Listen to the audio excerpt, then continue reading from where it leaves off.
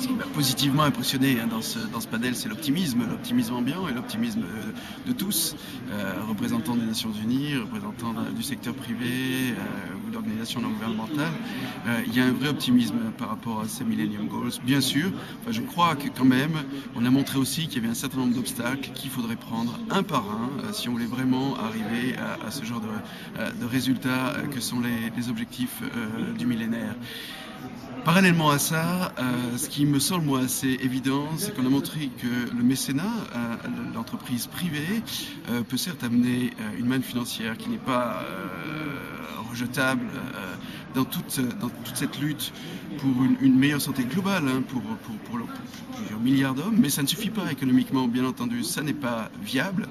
même si les mécènes sont très généreux, même s'ils apportent beaucoup d'argent, il faut une vraie volonté politique, et s'il n'y a pas cette vraie volonté politique, je crois que c'était très évident sur ce panel, il n'y aura aucun objectif de vraiment réaliser. Et puis, j'ajoute une petite note, si vous le permettez, c'est de dire que même si le plan global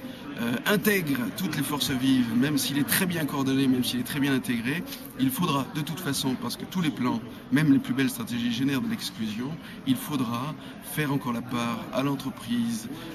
et à l'initiative indépendante, les organisations non gouvernementales par exemple, parce que quand il y a exclusion, c'est là que nous intervenons, et si on veut couvrir tous les besoins, eh bien, il faudra aussi penser à ça.